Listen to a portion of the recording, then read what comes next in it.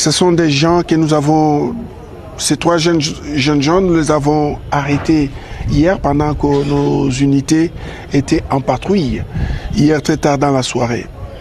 La spécificité de le présenter aujourd'hui à la presse, c'est le fait que, comme vous l'avez constaté, ils sont en tenue militaire, plus précisément la tenue de la garde républicaine.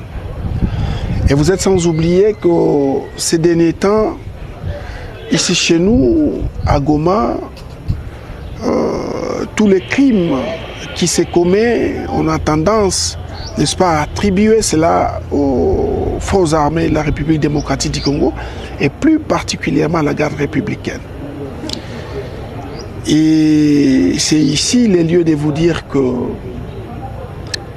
il y a toute une campagne contre les unités des forces armées de la République démocratique du Congo.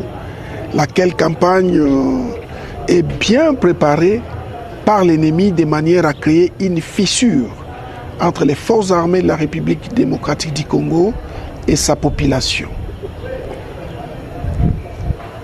Aujourd'hui, nous vous présentons ces messieurs qui est en tenue de la garde républicaine, mais qui n'est pas du tout militaire. Qu'est-ce que nous voulons demander à la population? C'est d'éviter de tomber dans le piège de l'ennemi en liant, n'est-ce pas, les actes posés par des individus en tenue, de fois armés, aux forces armées de la République démocratique du Congo. Les cas les plus probants, c'est celui-ci. Il est en tenue militaire, plus précisément la tenue de la garde républicaine, comme je viens de vous le dire, mais il n'est pas militaire.